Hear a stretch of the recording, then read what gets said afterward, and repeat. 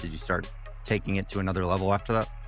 Yeah. So when I got out of rehab that last time, COVID was still a thing, right? And so I ended up just getting a job at a local LA fitness. And, we all had to wear masks and stuff because they had just reopened gyms, but there was like super strict stipulations on it. So like, I remember I had to go tell somebody who was like sprinting on the treadmill and their mask was like below, like it was on, but it was just below their nose. This dickhead manager dude was like breathing down my neck to go tell her she had to put it back up here. Anyway, when I went to LA, I started working a lot and I didn't like that, but it kind of reignited my love for fitness, but I was just more of a salesperson there. This is Rock Bottom with Ryan. No sugarcoating, no filters. The pain, the chaos, the truth. No bullshit. Just recovery.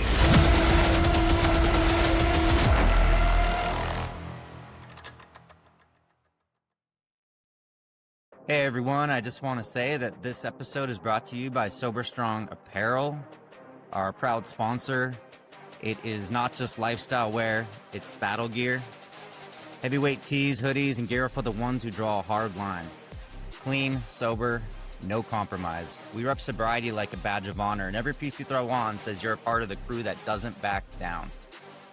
And every order fuels 10% to treatment facilities, which I think is amazing because a lot of us who are in recovery and a lot of us who are sober now went to treatment facilities, including myself. So I just love that 10% goes to that cause. And the clothing is incredible. Incredibly thick, packaged well, incredible material. I mean, it's like the softest clothes I've ever seen. And so not only does it look good, feel good, but it's for a good cause. And I really respect and appreciate what this company represents. And it doesn't have to be just for people who are in recovery to rock the brand. I think anybody who supports the sobriety lifestyle, the recovery community, who has loved ones in recovery, I think it's really important to support the brand, And at checkout on SoberStrongApparel.com, enter Rock Bottom, all capital, Rock Bottom, at checkout for an additional 10% off. I love this brand, love to rep it every day. It's comfortable, feels good to wear it, looks good. I mean, it's amazing. So I just love what this company represents. And thank you so much for watching this episode.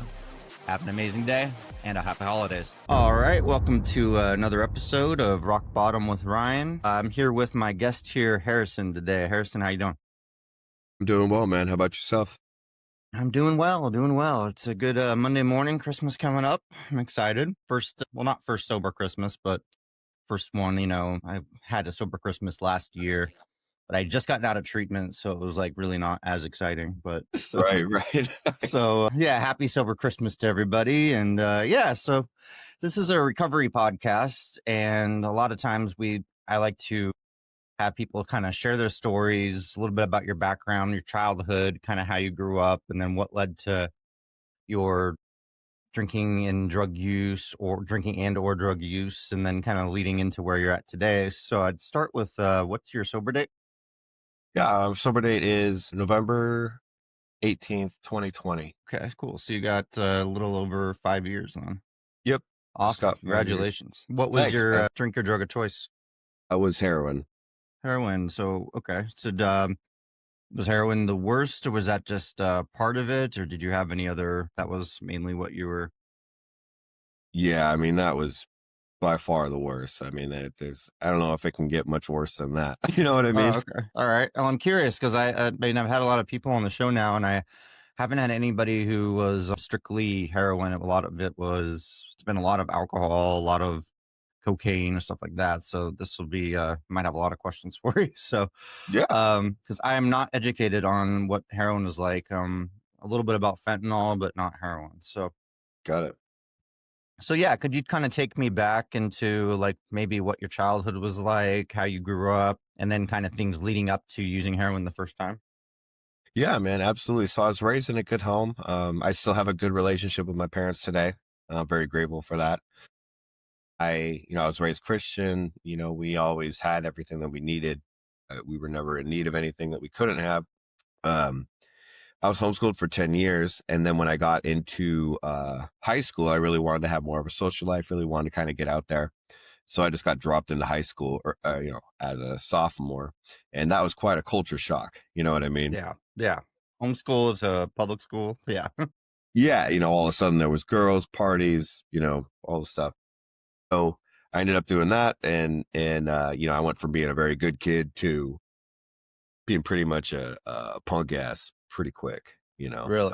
started Kind of off with a really rebellious. high GPA and dropped down to like a 1.9 within like a semester or two. So my point is, it was a quick transition, and I just started messing around with marijuana, and at the beginning, it was like I smoked marijuana one time and I thought, oh my God, this is what I've been looking for. This is what I've been waiting for. This is what I've been wanting in life. It gave me peace in my mind.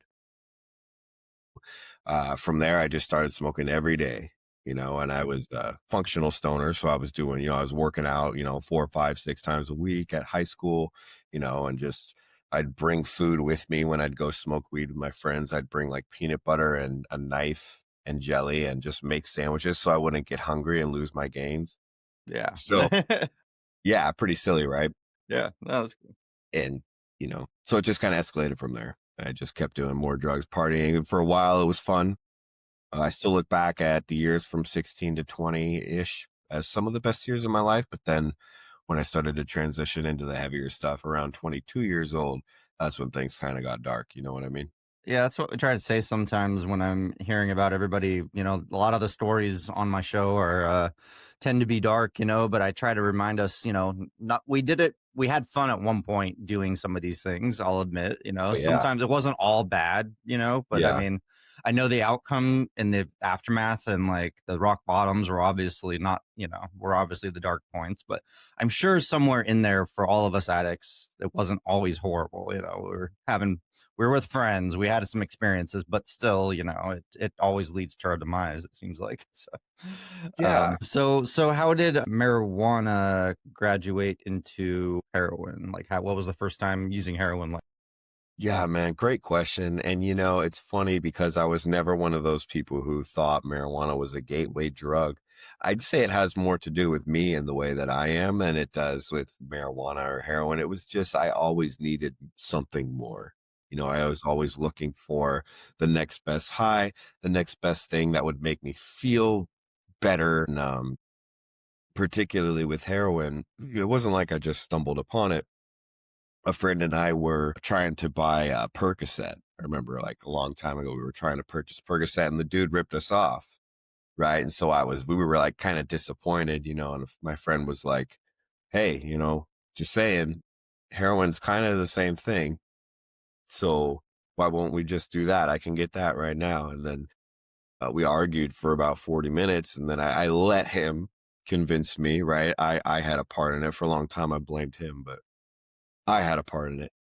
He talked me into it. We did it.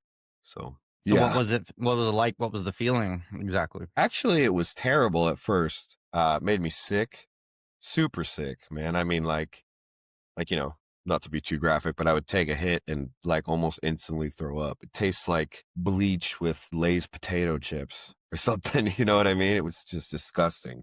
How did you use it? Did you smoke it or inject Yep, you it? Or just smoke it off of. Sounds terrible saying it. You smoke it off of foil. So okay, is that like freebasing or something? yep, yep.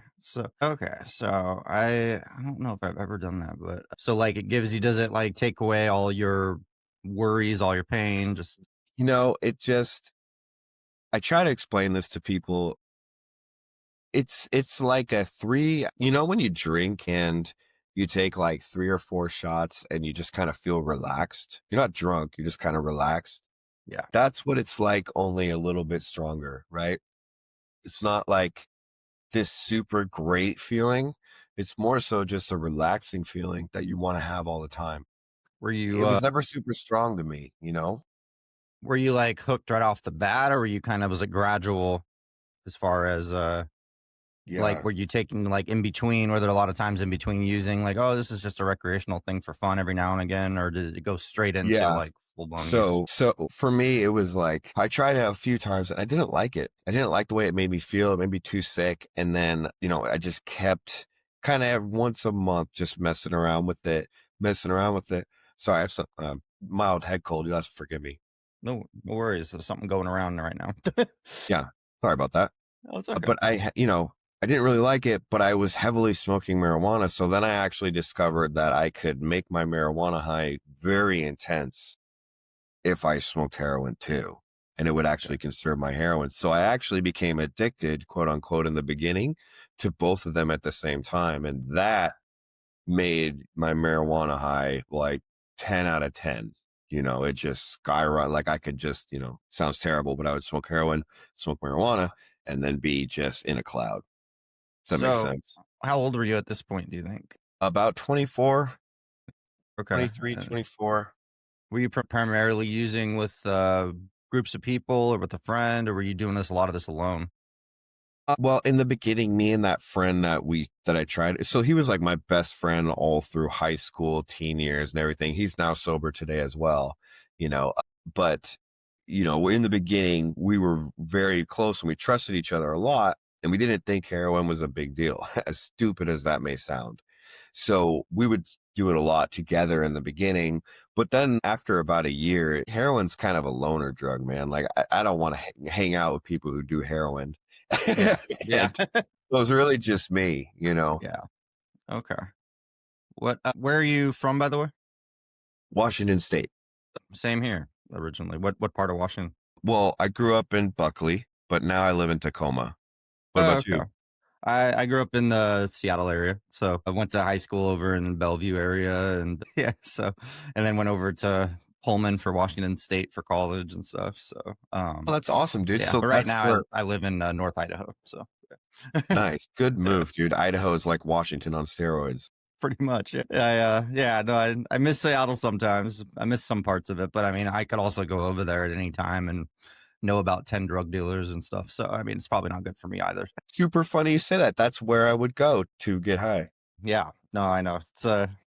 Yeah. I mean, whenever I'd go over there and visit, the second I'd be in town, I'd be like on my phone and be like, all right, got a bag of cocaine waiting for me right here. Yeah, so yeah, I don't go back as often now that I'm sober, but I still have some good friends over there that I keep in touch with. But yeah, but but That's yeah, awesome. so do you think like when you look back at when you started using and like say before it became like a problem, like do you think you were trying to like numb anything that you were trying to hide? Like, were you suffering from depression, anxiety? Like, you said you had a good childhood with your parents and everything, but was there something going on that you can think of now?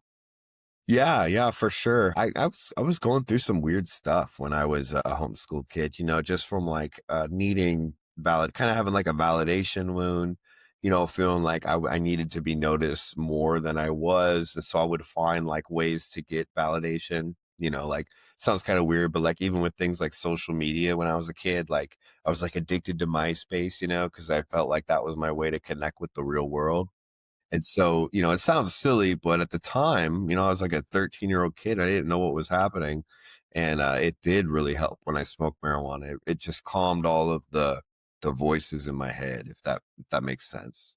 So, Yeah, you no, I know. get it. I didn't really have the same. I didn't wasn't homeschooled, but I was in like private schools for a good part of my elementary and middle school, and then I moved over with my dad in Bellevue for eighth grade through high school. And I remember going into a public school and stuff. It was just so much different than being at this little parochial private school with uniforms and a bunch of little rich kids and stuff. And I never really fit in very well there. So when I got into public school, I kind of like let loose and I started smoking pot and stuff like that and making friends of all different cultures and backgrounds. So I kind of like had a similar effect, maybe not the same as homeschool, but it was kinda like releasing somebody to the wild kind of, so, Yeah, that's yeah. exactly how it was.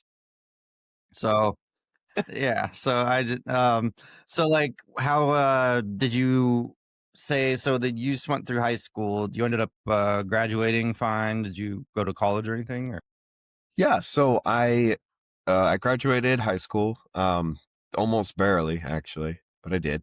And then I actually moved to Kansas City. It sounds kind of strange, but I moved to Kansas City for a church. I had a very powerful experience at this church around 16 years old, and I ended up going to kind of a college associated with the church for a little bit, just to get kind of a better idea of, the Bible and whatnot, but when I moved there, I had no plan for recovery. For me, I'll just speak for myself, just going to church isn't going to keep me sober. I need more. I need to do more than that. So when I went to church, I was good for about 3 months. And then, some of the stuff inside my head started coming back to the surface. I started getting uncomfortable. I started seeking ways of numbing that, and I was right back in the game and Yeah. going to church now. Right. Okay. So I did that for a little. And then when I moved back home, I kind of cleaned up, quote unquote, a little bit because I really wanted to be a personal trainer. And so I actually did go through the National Academy of Sports Medicine for personal training. And that was great. And then I started working as a trainer, and I was just kind of like backpedal just to being a stoner trainer. Yeah. If that makes sense. No, it does. So you were throughout this entire time, even in the midst of your addiction, were you still pretty committed to fitness and all that? Yeah, I would say all the way up until I tried heroin, right? Like even if I was messing with pills or, smoking weed every day, I was determined I loved working out, and I always have. Yeah, no, it's fun. I love doing it myself. Yeah. I like running every day, especially. And I got back into heavy weightlifting recently as of a month ago. I finally starting to build up again. So it's nice, but Nice. it's great in sobriety, it's like a high within itself. Oh, yeah. Um, so yeah, so what got you into fitness in the first place then? Like, would that start in high school and then it just Great evolved? question, man. So when I was a kid, my mom put me in Taekwondo, which is just kind of like a kid martial art, when I was 6 years old. I did that for about 9.5 years, got my black belt, whatever. And then I remember, short story for you, I went over to Eastern Washington at one of my friend's house to actually pick cherries for the summer for like a, side job. I was like 15 years old. And while I was over there one morning, I got picked up by a bunch of dudes on the wrestling team, and we went and lifted weights.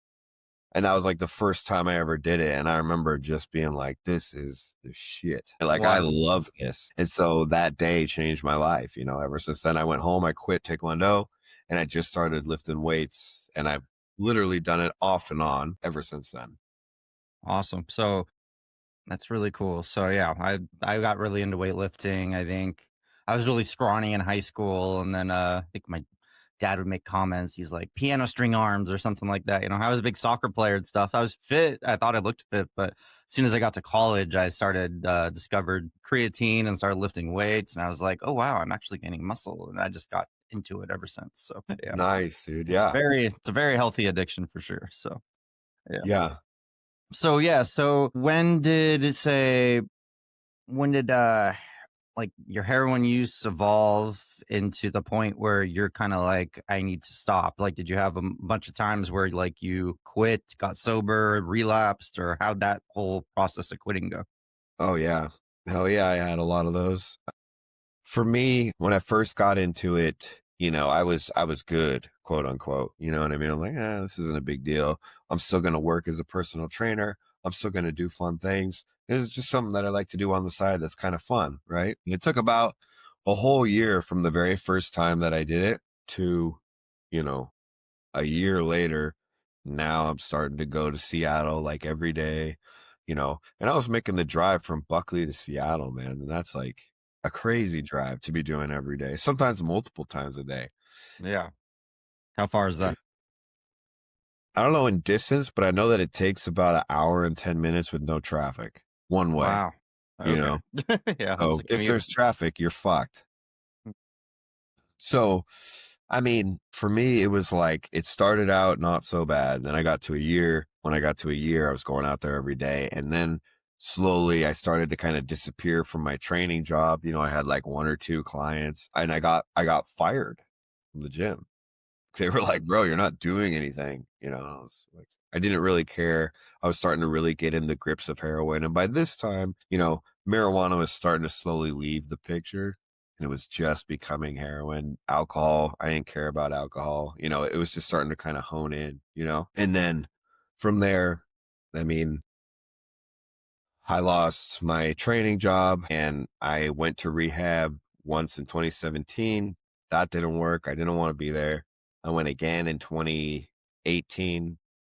Kind of wanted to make a change, but didn't really care. And all this time when I'm not in rehab, things are getting worse. Trying to get jobs and just getting fired, or like going to temp agencies and getting fired. Because, I mean, there's no way to be a good worker when you're addicted to heroin. There's no way. Yeah. And so then I went a third time to this place called Adult and Teen Challenge in Spokane. That was a year-long Christian rehab, right? So it was pretty intense. It was a lot different than the others. And while I was there, COVID hit. And so all of a sudden, we're in like a normal rehab to now we're like on this weird lockdown with like a bunch of other dudes. And it was just a weird time, man. And, it's just, there's no women at this rehab and we're just stuck on this little island. So that was weird. And then I got out of that and refused to work a program. I made it to like 16 months sober, and I was just crazy in my head. I didn't go through the steps. I didn't go to meetings, and I ended up relapsing. And the fourth time I went to rehab, that was when I was like, okay, can't do this anymore. I have nowhere to go, no money. Like, if there was a way for me to use drugs and have a normal life, I probably would, you know, but there just isn't for me. Yeah. No, for most So, people. so I always just lose everything. So I was tired of that. I was tired of that consequence. And I finally came to the conclusion there was no way that I could do it. So I went to rehab one last time. I applied myself as soon as I got out, got a sponsor, worked the steps. And, I love AA. AA has changed my life. So that's Same. how I got Yeah. here today. Okay. Awesome. How old were you when so that was 5 years ago in about a month? Yeah. So like 27. Okay. Awesome. Cool.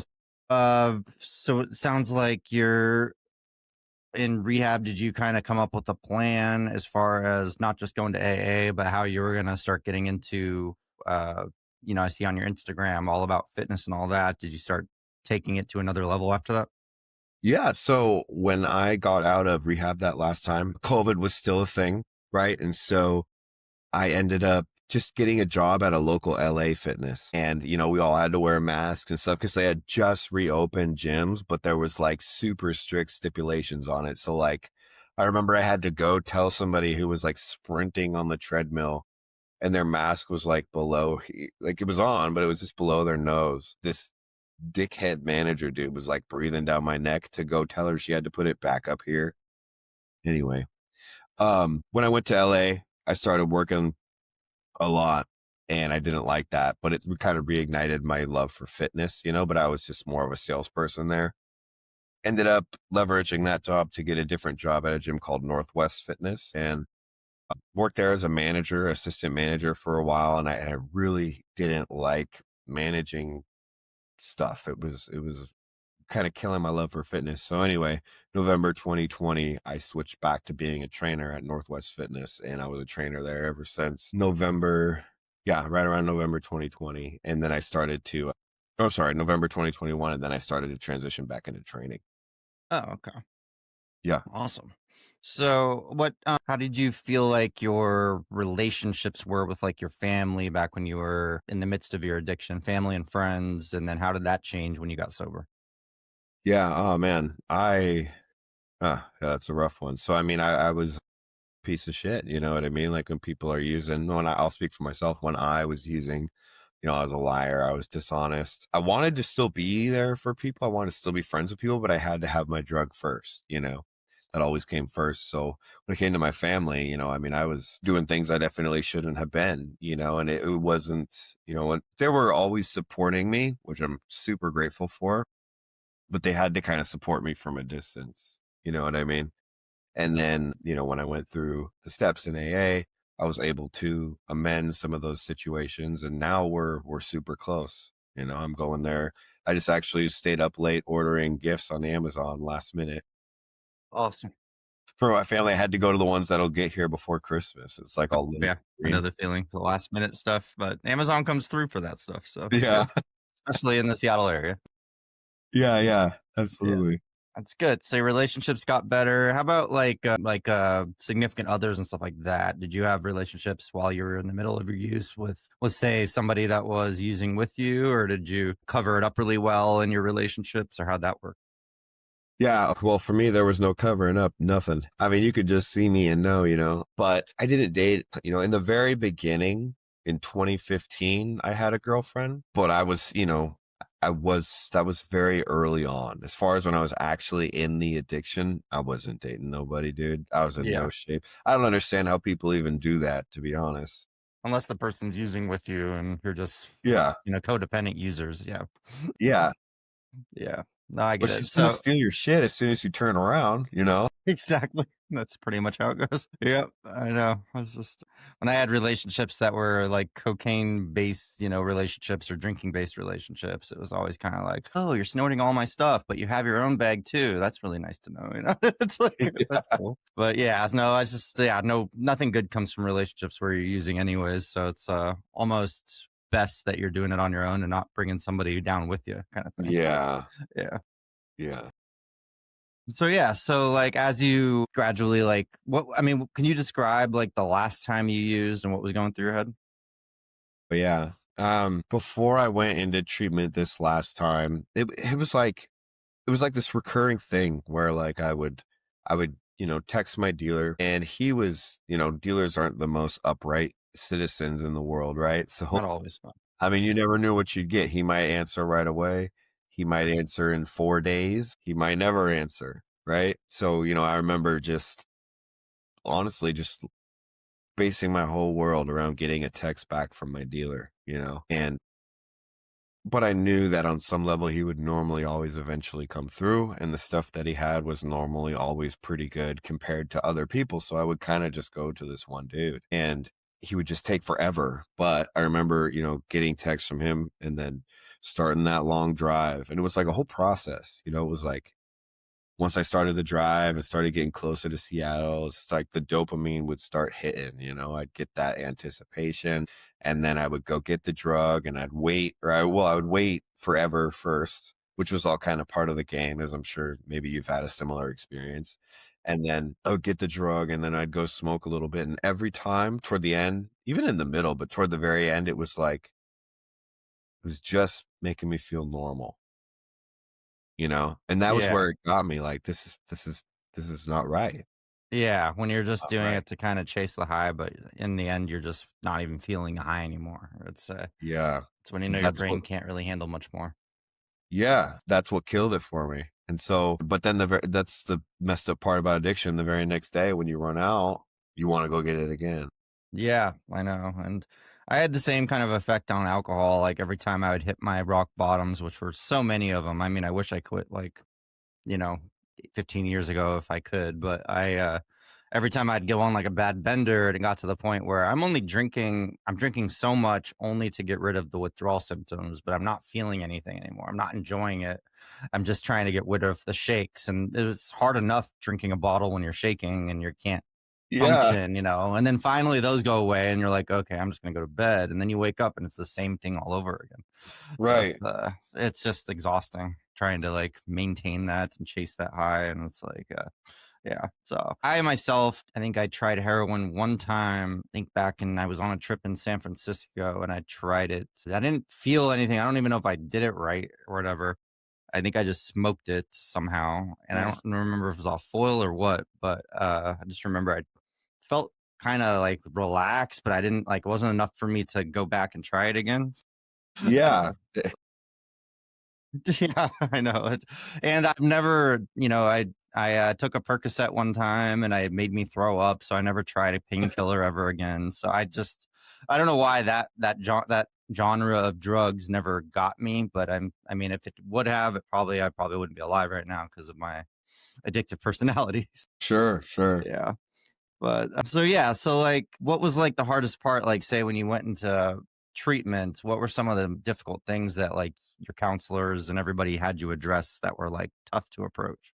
Oh yeah. Well, the first thing right off the bat was not being able to drink or use anything again. That pissed me off because I really wanted to be able to, enjoy marijuana casually, or, have a drink on the weekend, because most of my friends who were not addicts, what I'm trying to say is most of my friends were not addicts or alcoholics.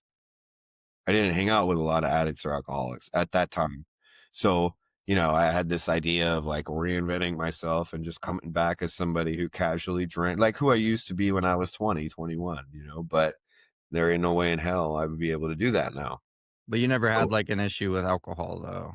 But oh no, for sure. I you did. definitely do. I did. And I Yeah. definitely did. Yeah. Yeah. Okay. So alcohol, was it ever something that you were reliant on as well? No, it was just there. You It know was what I just mean? there. It was just Yeah. there. And if I did drink it, I'd drink way too fast. Oh, okay. And You just like know? no stopping point and never cut yourself Yeah. off kind of thing. Oh, okay. Yeah. So If I couldn't find heroin, I'd get I'd drink for the night or whatever. You know what I'm saying? yeah. So you always were trying to kind of numb yourself in some way. But yeah. Okay. Yeah. Did you have like, anxious thoughts, depression, stuff like that, or any of those? I definitely had anxious thoughts, but I wasn't depressed. I just didn't really know what was going on with Yeah. me. Yeah. Uh and now being in recovery, it's I still have the anxious thoughts and I still have, depressive kind of states that I get into, but the tools that I get from AA and the steps help me to stay sober through it, if that makes Yeah. sense. Yeah. So I'm able to stay sober through it and therefore, help someone else who might be struggling with similar things. But it's not fun all the time, as I'm sure you know. Yeah.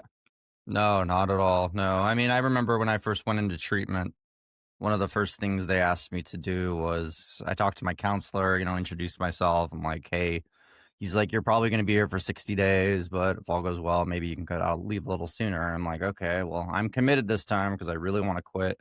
Even though the first week I was trying to line up Ubers to come pick me up in the middle of nowhere and stuff. And I was trying to get out of there and I was like, how can I skip this and get sober on my own?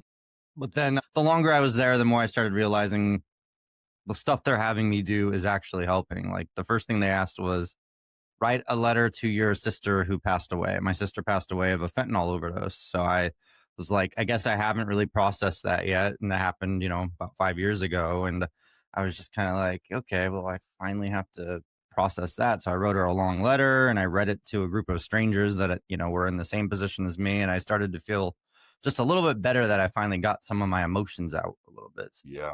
So there were some difficult things that you have to do in treatment where you're just kind of like, I don't think I wanted this, but I needed this. Uh, Yeah, dude. I'm sorry to hear that. No, it's something I'm still processing, but it's a tough deal. But that's why I spread fentanyl awareness, even though I know not a lot about fentanyl itself, but it's definitely killing people every day. So it's frightening. Uh, Did you ever try fentanyl at all in your? I got out of the game before that came in. Yeah, that's good.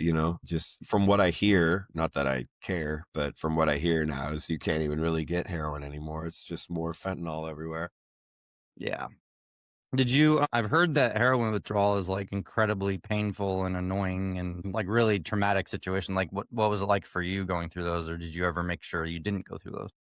Yeah, great question. So, I mean, for me, the withdrawals were annoying, but they weren't terrible, right? So, for me, withdrawals were more like I didn't feel it was like a mild head cold.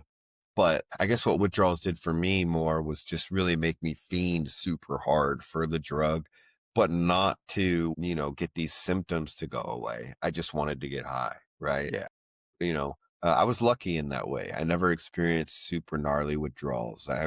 Um they were just I was just very unmotivated person if I didn't have heroin with I know. anything. Whenever I think about withdrawals, I just think of, like, that movie, The Basketball Diaries with Leonardo DiCaprio. I don't know if but it's a movie he did when he was younger, but he was a heroin addict and a basketball player, and he got sexually assaulted by his coach, and he was a heroin addict, and he goes through like these crazy withdrawals while this mentor he has is trying to get him sober, and it's like he's just locked up and like sweating and just suffering, and it's like until he gets his fix, and he's begging for his fix. So I wasn't sure if you had ever been through something like that.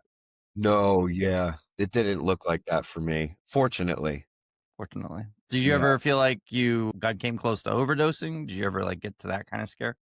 Yeah, for sure. When I would mix heroin and marijuana, it was too much. Yeah.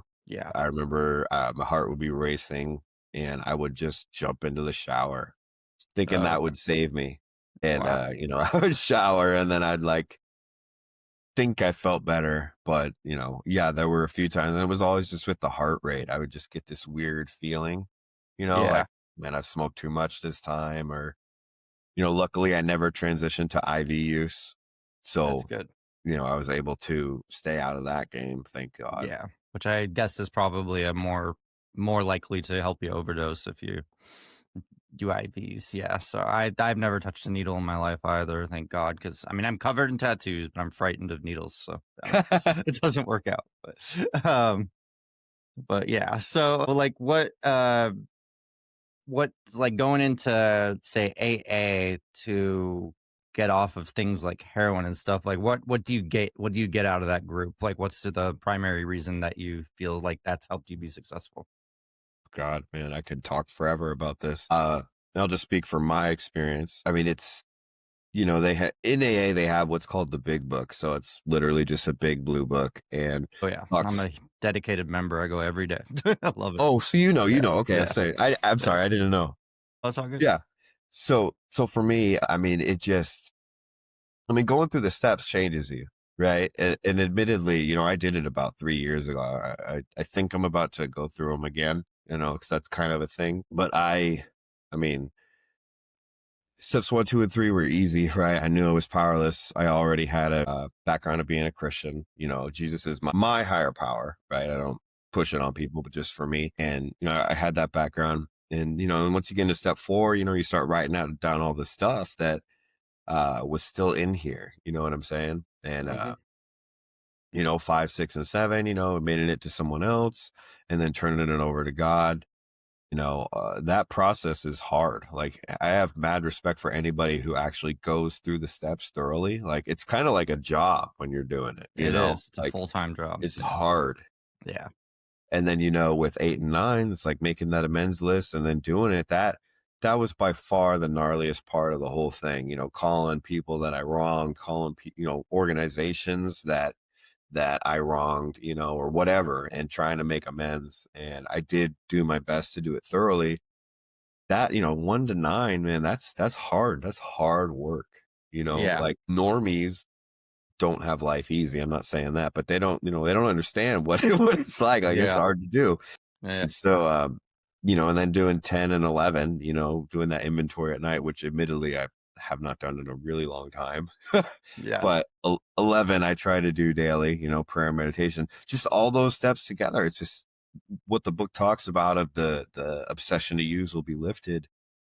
And that's what happened. I don't know how to explain it. It's kind of like somebody in a meeting one time said that I get results that I can't deny by methods that I can't explain. You know what I'm I love saying? that. That is good. Yeah. I didn't say it. Someone else in a meeting did. So that stuck with me. Yeah. No, I understand. Um, so can you kind of take me back just a little bit, describe like what was the 24-hour period like at your worst, and then compare it to what your 24-hour periods are like now that you're healthy and sober? Yeah. Yeah, man. So probably at the worst would be right before I last got sober, right? I mean, well, it wasn't right before, but it was before I went to that third rehab at Teen Challenge. I was, living at my parents' house that they were selling. So I was like, my parents had moved out of the home. I had nowhere to go. And so they were like, all right, you can come just stay at our house while we're selling it. And the messed up part about it is you're so selfish, or I was so selfish, that I didn't think about what it looked like from their perspective. Like, they literally have this son that they love who's just doing heroin in the home they're selling, and they don't know what to do with me, Yeah. and I would literally just lay down all day and just not do anything until I figured out a way to get money. And then when I figured out a way to get money, whether it was, pawning something or, whatever, and then going to the pawn shop. So sketch. Yeah. Like, they had to have known I was on drugs. Yeah. I'm sure it's And pretty then, common in pawn shops. yeah, yeah. And then, pawning something and getting money, and you get, texting my dealer, it was just about driving back and forth to Seattle and then just laying around once I got my drug. That was all I did, just lay around and be a And lazy guy. it's kind of like going through the steps as a full-time job. Maintaining an addiction is a full-time job. Yeah, Yeah. 100%. Yeah, I mean, just like trying to keep myself leveled when I was at my worst in drinking was literally like, I'm just drinking to survive at this point, so I don't die of withdrawals. And then like cocaine use was a whole different subject. That was, not that wasn't a problem in the last like 6, 7 years, but it definitely was, a part of the problem. It was a full time job. I always had a dealer within arm's reach all the time, so I never had to drive that far. Yeah. But yeah, so plus selling it myself, that obviously made it pretty convenient. Right, right, right. But yeah, so 24-hour period. So you would pawn things. You said sometimes you'd be dishonest somehow. Like, would you steal things and stuff like that? Or yeah, so you had to probably make a lot of amends later on, I assume. For sure. It did. Yeah, no, that's tough. So now that say, how far after getting out of treatment? How many days were you in treatment? This last time I was Yeah. there for 30 days. Okay, Yep. and then 28 or how 30, something like that. so when you came out, you were pretty determined, and what was you just immediately get into a healthy routine and you started going to AA right after that? Yeah, so I think it was kind of a God thing.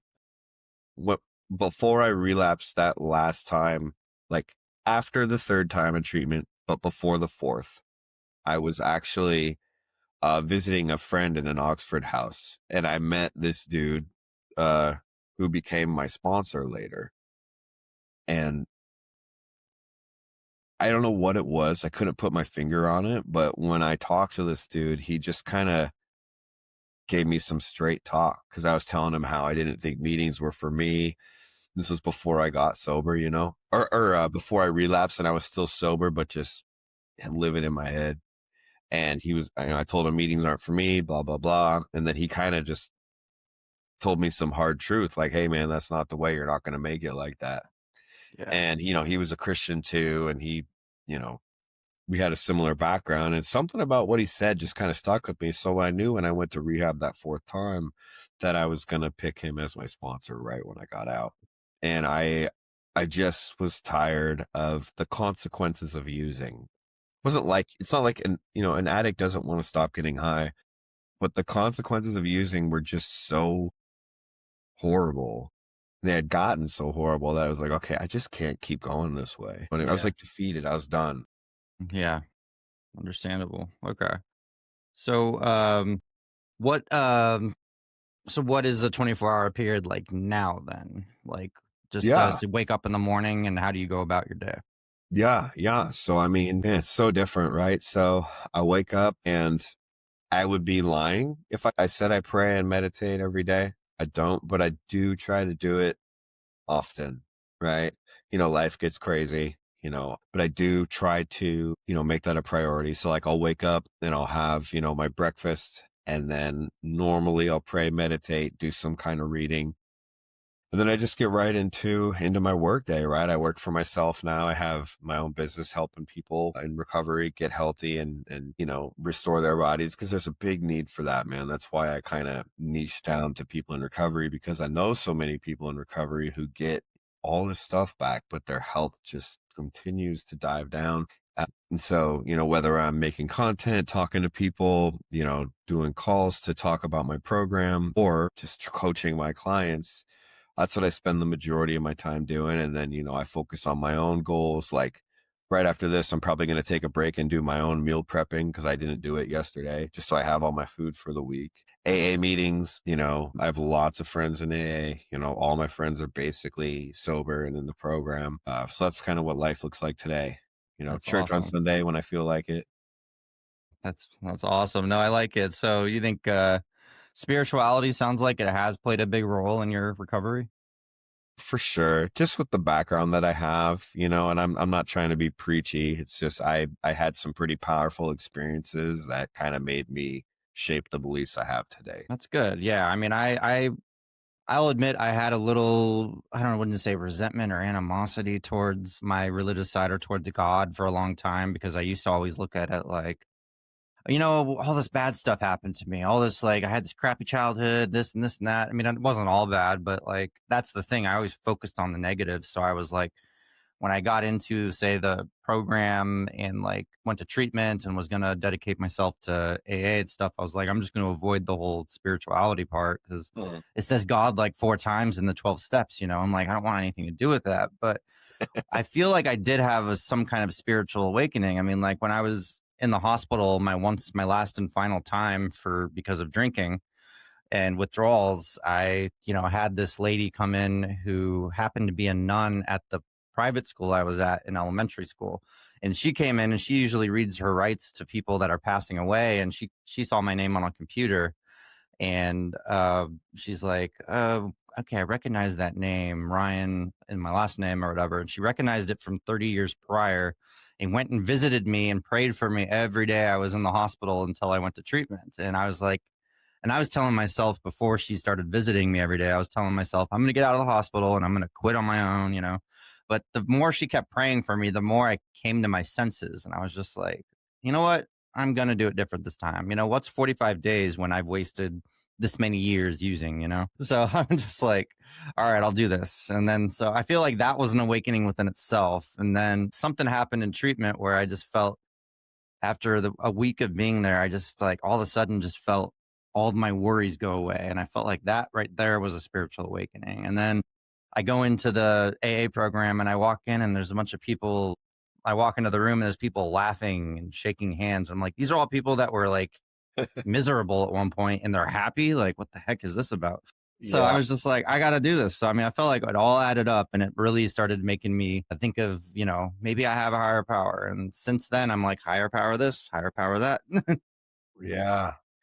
I'm all That's about it awesome, now. man. I feel like spiritual awakenings happen to a lot of us. We just have to look at certain things. Your higher power, like I've heard from my co-host who comes on every now and again, she's like, your higher power can be anything. It can be a rock. It can be a person. It can be anything in your head. Like it just can be anything. So Right. it's pretty cool how that works. But so one of my final questions would be, so have you had any moments of like weakness? Like what are some warning signs you look for now? Like if, Oh, yeah. have you ever like thought, hey, I am had enough of today.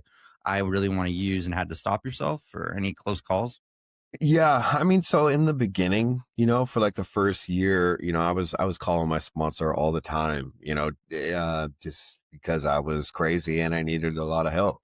But, recently it shows up in the form of like wanting to isolate, not knowing how to process uncomfortable things, like some of the stuff I struggled with as a kid coming back to the surface and, learning tools to recognize like, hey, this is something that I'm just going to have to work through as I stay sober. Where before I had the tools, I would have retreated back to using. Right. So to answer that, it's like I do have times where I think about drugs, but it's never like, oh, I want to go do it right now. It's like, oh, yeah, this is just happening again and it'll Yeah. pass. Does that make sense? Yeah. No, it does. No, it Yeah. does. Yeah. So you never have even come close to giving in, nothing like that, not even drinking? And I don't mean this in like an ego way at all, but I mean, no, the program has helped me stay away from that. I haven't wanted it. It's more like I just feel like I have different solutions or vices that I tend to go to, right? Whether it's, isolating and just watching TV, right? That's like my new drug, as Yeah. silly as it might sound, It's kind of nice doing that though. Like I Yeah. appreciate that more these days than ever. Like just clicking on, I started watching show Landman recently and I just was I like love that show. watch a couple episodes of that and it's like just nice and really relaxing. I'm like, I like doing this sober. When I used to drink and I would forget half the things I watched when I was drinking. Right. It's kind of cool. So, and you just appreciate things a lot more. Like yesterday, I went to a movie with my mother, and it's like I would never done that if we were both drinking at the time, and she got sober too. So it's cool. It's you just start to appreciate the little things, like running errands. Like we weren't capable of doing that, like getting tasks done and like having Yeah. goals set and actually reaching them and stuff. So Yeah. yeah, no, it's pretty incredible being sober, I have to say. So, one last thing, what advice would you give to my listeners now that, are sober curious, new in recovery, been in recovery, that just want to stay strong? Like, what advice would you give from your personal experience as far as how to Yeah. stay sober and how to get sober and what to do? Yeah, man. First things first, right? Like, and I'm no pro. I just did what other people told me to do. But first things first is recovery always comes first, right? So your program, whatever that looks like for you, not one size fits all, right? Just find somewhere, I would suggest a 12-step program. Make that first, and then, find ways to be healthy while you stay sober, right? Whether that's, being intentional about how many steps you're getting, prioritizing your health, and, try not to be one of those people that gets all these things back in your life, your family, the respect of your friends and peers, financial, good job, whatever, but your health declines, try to get your fitness and your spirituality to align. You Yeah. can do it if you're Yeah. intentional, just like you were about your recovery, Yeah. Exactly. that's, No, that's what I would say. no, that's great advice. No, I appreciate it. Are there any quotes that you live by, like quotes that stick out in your mind that you live by that keep you motivated? I like to ask that Yeah. every now and again, but I you've really already wish. said a couple good ones. Yeah, the funny thing is I have a list on my phone of like stuff, like somebody will say something cool in a meeting and I'll Yeah. put a note in and I'll say who said it. Like I'll say what they said and then their name. But I don't have like this super cool like spiritual answer to give you, dude. I don't. Can you repeat that quote that you said that guy told you But in yeah, a yeah, yeah. We get methods we can't, or we get results we can't deny by methods that we can't explain. I And like that. That's good. it's a result of the steps. I love that. And what you did mention vaguely that you do work with people in recovery. How do you do that? Yeah. Yeah. So, I mean, I'm sure you've seen it on a lot of my posts, right? Most people in recovery on some level, whether they were, a heroin user to, just a heavy drinker or whatever, they've done some significant damage to their metabolism. So I try to have a unique approach to address that, right? So we're going to get them to start eating healthier foods that they like. And we're going to start getting them to, implement resistance training in a way that's not, black and white or extreme like we were with our addiction, so that we can start to change and shape your body without it kind of triggering addictive tendencies that you used to have, and using the foods that you like to eat to fix your metabolism. Okay. Wow. Yeah. So not only do you do that, but you also work with people as far as exercise and you're a fitness coach Yep. as well. Yep. Awesome.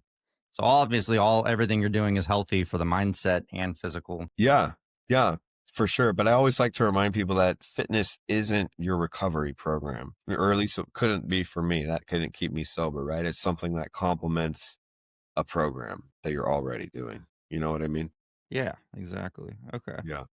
So yeah, being sober 5 and almost going on to year 6 now. That's pretty incredible. So really happy about that and really proud of you because that is a long time. I mean, I just remember the first I'm only I guess I can say only, but 15 months in coming up next Oh, week. dude, So that's awesome. that'd be cool. So I can't wait till I get to 5 years. I'm just taking it a day at a time, of course, like we say. But Yeah. some days are tough. Some days are. How do you deal with your bad days these days? Like Junk stick to the food and program. TV. No, I'm just kidding. Junk food and TV. Yeah, I love my ice cream ever since I quit drinking. So yeah, But yeah. Maybe, cut this part out, but I love ice cream too, bro. we all have our guilty pleasures. We still have to have some vices. I mean, as you can tell, I still vape. I need to quit this someday, but Yeah. yeah. Yeah. But yeah, so no, I appreciate you being on. And what's a good way that people can find you on Instagram and all that? You want to shout out your page and all that? Yeah. Just my IG handle is Harry's Fitness Coaching. Just shoot me a DM. I got lots of free, even, if you're like, hey, I'm not necessarily looking for coaching right now. That's cool. I got lots of free resources, whatever you're struggling with. A lot of people in recovery struggle with sugar addiction. I got plans for getting off sugar. A lot of people struggle with just having a broken metabolism in recovery. I got resources for helping with that. So just shoot me a DM, follow me. I'll follow you back, shoot you a message. So when they say broken metabolism in recovery, is that like, just not losing weight as quickly as you want to or something, or what's that? Yeah. So, I mean, obviously there's like the damage from drugs and alcohol that were done, right? Whether you were a heavy drinker and it damaged your liver, or you were doing heroin and you went to the bathroom once a week, right? And obviously those things do get a little bit better when you stop using, but everybody is pretty much, unless you're, regularly working out, your metabolism is just really slow, right? So you're not burning a lot of calories. So, people will try to lose weight by starving themselves or by, doing these crazy diets or cleanses. Not that cleanses are bad, but my opinion is they're not the best for long-term weight loss. And so I really just try to teach you how to get your metabolism burning calories again, kind of like a fire, right? Think of it metaphorically like a fire. The fire has gone out. I'm going to give you the matches, the gasoline, the paper to light it, and then it's going to be roaring, and then we're going to keep throwing wood on it. Sorry, Oh, okay. weird picture. Oh, that makes sense. Okay. Well, I like it. Yeah.